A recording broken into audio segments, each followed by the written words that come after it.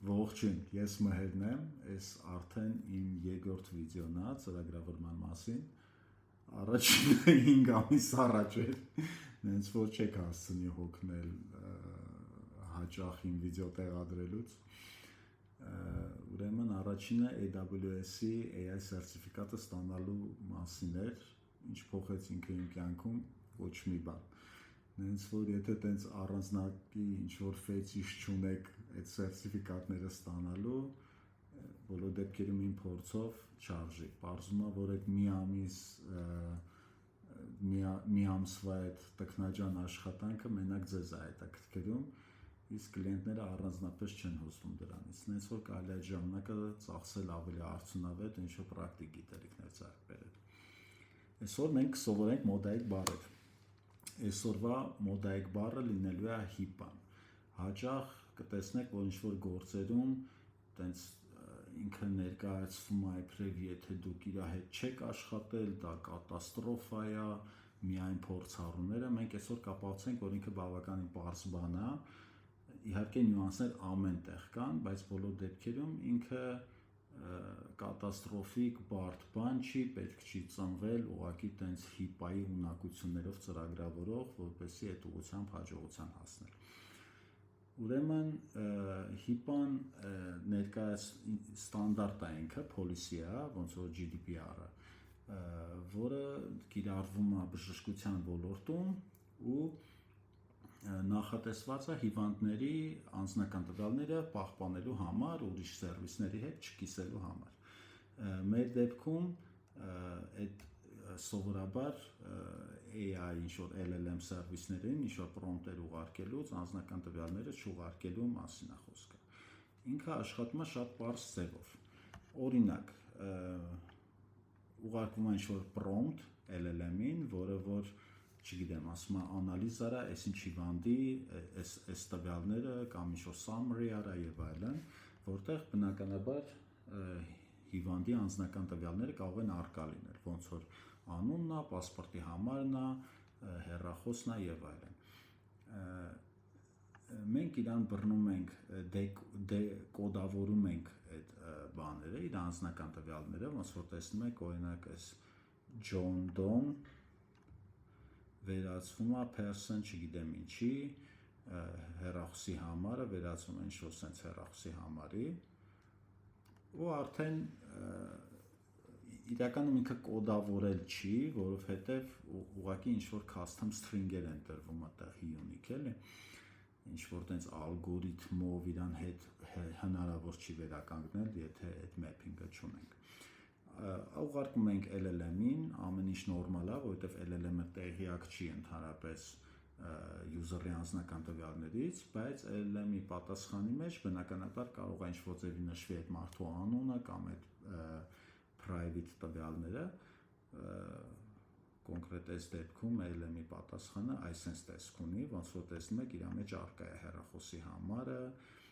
չգիտեմ, այս social number-ը, մենք բռնում ենք, ուղղակի հետ ենք վերականգնում այդ տվյալները ու հետ ենք ուղարկում մեր user-ին։ Այսինքն user-ի տեսանկյունից ոչինչ չի փոխվում, ինքը տենց մաքուր response է ստանում, բայց մենք իր տվյալները չենք կախնազերծում։ Եկեք իրանով տենց մի հատ փոքր դեմո նայենք, Python-ով գրած։ Ուրեմն սա custom service է, որը ընդունում է ըստ էության prompt-ը, հետ է ստանում այդ արդեն կոդավորված prompt-ը, որի մեջից արդեն հանված են այդ sensitive տվյալները, այդ կոդավորված prompt-ը ուղարկվում է LLM-ին, ստացվում է LLM-ի պատասխանը ու այս custom service-ը LLM-ի պատասխանի մեջ հետ է դնում արդեն user-ի այդ sensitive տվյալները ու այդ sensitive տվյալները հետ ենք վերադարձնում user-ին։ Քանի որ այս ինչ-որ տենց դեմո պրոյեկտ է, ստեղ հետ ենք վերադարձնում ամբողջ այդ միջանկյալ տվյալները նույնպես։ Եկեք նայենք ինքը ոնց է աշխատում։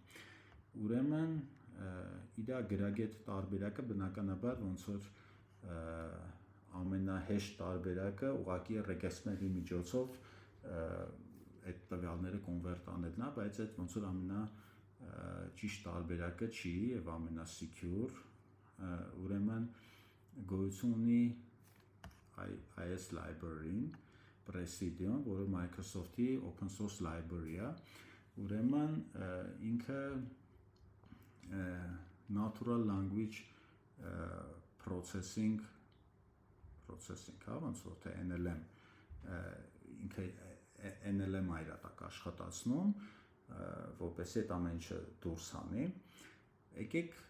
բան անենք, ավելի մանրամասն նայենք, տեսնենք ինքը ոնց է աշխատում։ Ուրեմն առաջինը այդ Presidio-ին պետքա ինիցիալիզացիա անել։ Չենք խորանա ամեն մանրուքի մեջ, ուղղակի կնայենք այն K տեղերը, որի վրա արժի իրանց մեջ խորանալ եւ հասկանալ։ Ուրեմն ինքը ունի տարբեր մոդելներ, օրինակ այս medium տարբերակն է օգտագործում, այս վերջում MD է գրված։ Գոյություն ունի նաև large ու գոյություն ունի նաև small։ Այս medium-ը մոտավորապես մի 90-100 մեգաբայթ է իրանց ներկայացնում, large-ը արդեն եթե չեմ սխալվում 900-800 մեգաբայթանոց է, բայց շատ հաճախ այդ large-ը ձեզ պետք չի լինի։ Այստեղ ընտրվում է այն մոդելը, որով ինքը պետք է աշխատացվի, ինիցիալիզացվում է ու վերջում այդ ամեն ինչը վերագրվում է այս analyzer-ին, որի հետ վերջնականապես այս application-ը աշխատելու է։ Ուրեմն հաջորդ ֆունկցիայում սովորում ենք ոնց ավելացնել custom այդ regex-ներ, որովհետև որոշակի դեպքերում կարող է ինչ-որ մեր ուզած ֆորմատով ինքը չապահովի այդ տվյալների գտնելը եւ հետ վերադարձնելը, որպեսզի մենք իրան հետո replace անենք, մենք կարող ենք ստեղ դնել բանը custom regex-ներ, ուրեմն կոնկրետ այս դեպքում այս SNN-ի regex-ներն ենք սահմանում, այստեղ ուրեմն այդ regex-ն է գրվում, score-ում գրվում է, թե ինքը մեր կարծիքով ինչ ճշգրտության է։ Ըստ էության, եթե այստեղ ինչ-որ լուրջ անալիզ չեք արել, ինքը բան է լինելու։ Ինքը աչքաչափով թիվ է դրված լինելու, հետո վերջում, երբ որ ինքը արդյունքները վերադարձնի, ինքը նաև մեզ վերադարձնելու է այդ ճշգրտությունը, ու մենք որոշ դեպքերում կարող ենք ինչ-որ ճշգրտությունից կախված ֆիլտրենք մենք, դա համարում ենք հավաստի, չգիտեմ, անուն, թե այդքան էլ հավաստի չի, չենք համարում։ Ուրեմն այս դեպքում մենք մի քանի հատ տենց pattern-ներ ունենք, որ համարում ենք, որ դա SSN կարող է լինի, ու իրանց հավաքում ենք, լցնում ենք այս recognizer-ի մեջ, ու իրան տալիս ենք անուն։ Տեսակ։ Էլի հələ որ ոչ մի վախենալու բան չկա։ Նույնը կարող ենք անել մնացած ամեն ինչի համար։ Օրինակ նայեք, այստեղ ինչ-որ medical record number կա, ու իր համար մենք սահմանում ենք ուրիշ regex-ներ extract անելու համար։ Ուրեմն այս անունները ինքը բնականաբար ինչ-որ ստանդարտ անուններ ունի, չգիտեմ այդ name, ինչ-որ phone number եւ այլն, որը ինքը ավտոմատ բան անում, recognize անում, որպեսզի extract անի,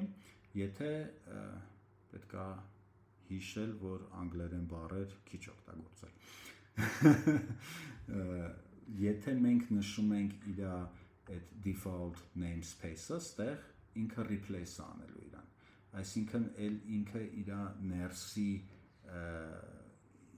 ներսի ալգորիթմը էլ չի աշխատացնի, այլ կաշխատացնի մեր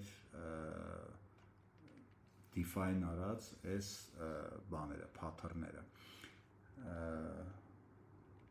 Այսինքն շատ ցանկալի է, եթե դուք ուզում եք իր այդ մոդելը պահպանեք, ըստեղ գրեք custom անուններ ու հեսակ ասեմ, ոնց ասենք, որ ինքը նաև սա էլ օգտագործի։ Այս ուրեմն մցրեցինք եւ analyzer-ում register ենք անում մեր նոր բան արած, define արած, ոնց կարելի է ասել define արած, հաստատած։ Լավ, հետո կնայեմ ես այդ տվյալները, ավելացնում ենք իր մեջ իբրև recognizer, շարժվում ենք առաջ, այստեղ քանի որ regex-ի միջոցով հնարավոր չի որոշել սահման, որոշ բաներ նաև ինչ-որ տենց custom լոգիկա է պետք իրարել իրար վրա, օրինակի համար, եթե տարիքի դեպքում մեզ հետաքրքիր է մինչև 120 տարեկանն է համարվում տարիք, դրանից ավել դժվար տարիք նշվի, նենց որ այս ֆունկցիան այդ custom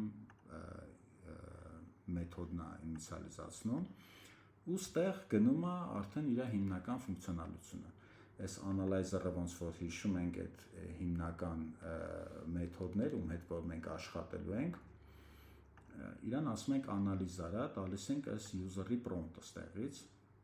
ասում ենք անգլերեն լինելու ու ստեղ նշում ենք, թե ինչ ձևի, ինչ ինֆորմացիաներ պետքա ինքը էքստրակտ անի իր մեջից։ Հիշում եք, չէ, որ տեսեք օրինակ ստեղ URL կա, չգիտեմ, credit card կա, այս իր մեջ արդեն նախորոք define արած ինչ-որ տենց ալգորիթմներ են, որոնք այս namespace-երը ունեն։ Ու հիշում եք, չէ, որ եթե մենք այս մեր custom անունները համընկնում է իր մեջ արդեն define եղած անունների հետ, ինքը իր մեջինը չի օգտագործի, այլ կօգտագործի մերը։ Այսինքն, եթե օրինակ մեր դեպքում այս age-ի extract անելու մեխանիզմը ուզում ենք, որ ի հավելումս կիրառվի իրանին, մենք մեր մոտ ստեղ կսարքեինք custom age, ու ստեղ կավելացնենք age-ից բացի նաև custom age։ Էլի տեն շատ խառը չի հույս ունեմ։ Ուրեմն ինքը վերադարձնում է օբյեկտներ, որոնք իրանցից ներկայացնում են այդ տվյալները, որ ինքը գտել է։ Եկեք մի հատ հասկանանք ինքը իրանից ինչա ներկայացնում։ Ուրեմն այս ցիկլով ման են գալիս այդ օբյեկտների վրայով, ամեն օբյեկտ ունի entity type, որը ըստ էության այդ տիպն է, թե ինքը ինչ տիպի օբյեկտ է իրանից ներկայացնում, ինչ տիպի տվյալ է իրանից ներկայացնում։ Ու բնականաբար այս entity type-ից բացի ունի նաև start եւ end։ Այդ start եւ end-ը ներկայացնում է այդ տվյալի պոզիցիան երբ է սկսվում, որ չարակտերից է սկսվում եւ որ չարակտերով է ավարտվում, որպեսզի մենք կարողանանք այդ ինֆորմացիան հիմնական տեքստից դուրս հանել։ Ինչ է որ մենք ստեղ նաև անում ենք, մենք հիմնականում այս ֆիլտրը կիրառվում է միայն տարիքի համար, որովհետև մենք ստեղ ինչ-որ տենց custom ալգորիթմ ունենք, որ տարիքը պետք է 120 տարեկանից փոքր լիներ, նենց որ այդ տարիքի տեքստը հանում ենք, ստեղ տեսնում ենք ինքը 120 տարեկանից փոքր է թե մեծ է, եւ ստեղ մի հատ նրբություն էլ կա, ուրեմն այդ հիպայում ասենց մի հատ կետ կա, որ եթե մարդու տարիքը 90 է եւ ավելին, տարիքն էլ պետքա թաքցվի։ Իր լոգիկան գտնվում է նրանում, որ 90 տարեկանն անց մարդիկ այնքան քիչ են, որ մնացած ոչ ուղղակի տվյալներով արդեն կարելի է իրանց իդենտիֆիկացնել։ Իսկ 90 տարեկանից քիչ մարդկանց բազմությունը այնքան շատ է, որ արդեն ինքը այդպես private տվյալ չի նայվում տարիքը։ Դրա համար մենք նայում ենք, տեսնում ենք, եթե 89-ից մեծ է, այդ դեպքում իրան ավելացնում ենք այդ ֆիլտրում, որը որ պետքա կոդավորվի այդ տվյալները, եթե չէ, ոնց որ անտեսում ենք։ Всё, այստեղ արդեն բան ենք անում, պտտվում ենք այդ ցիկլի վրայով, վերցնում ենք տիպը, անունն ենք օրիգինալ վերցնում, այս token-ը բան ենք անում, token-ը ինչ-որ custom անուն է, random text է, որը պետքա ցանկալի է, որ ունիկալ լինի,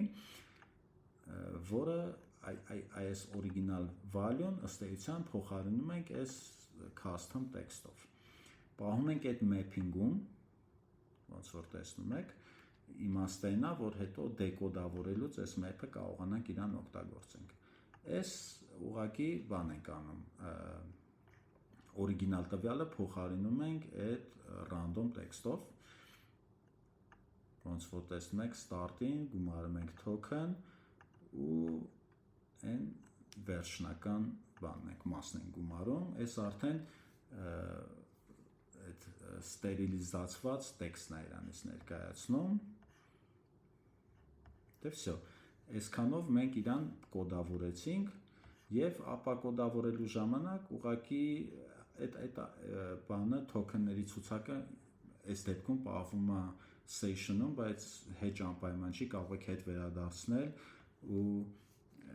այս re-identification ֆունկցիան ուղղակի ընդունի այդ map-ը ու դրանով կազմակերպի, այս թոքենները ուղղակի վերցում է session-ից։ Այդ map-ն է, որը որ map-էր անում այդ random string-երը user-ի այդ privacy տվյալների հետ, վերցնում ենք ու պտտվում ենք, տեսնում ենք, եթե այդ random string-երը գտնում ենք բանում, LLM-ի վերադարձված տեքստում, իրանց փոխարինում ենք օրիգինալ անուններով։ Всё, այսքան բաներ, մի քիչ տենց շատ բարձր է հնչում հիպային տիրապետելը, այնտեղ իհարկե ինչ-որ նրբություններ կան, որ օրինակ եթե դուք ձեր custom define արած regex-ները իրար հետ ինչ-որ հատման կետեր ունեն, այդտեղ կարող է խնդիրներ ունենաք, որոշ դեպքերում կարող է օտարալեզու անունների հետ ինքը լավ չաշխատի, բայց այդ նրբությունների մեջ եթե խորանանք, մեր 10 րոպեանոց վիդեոն կդառնա արդեն 30 րոպեանոց, ինչը մենք ոչ մեկս չենք ուզում։ Всё, առանձնապես վախենալու բան չկար, վայելեք, ես կտեղադրեմ այս կոդի GitHub-ի իմ լինկը, որը կարող եք մտնել նաև ծանոթանալ կոդին, դե հաջորդ անգամ ինչ-որ ուրիշ մոդայիկ բառի հետ կծանոթանանք, ինձ թվում է այդ կլինի RAG-ը, հաջողություն։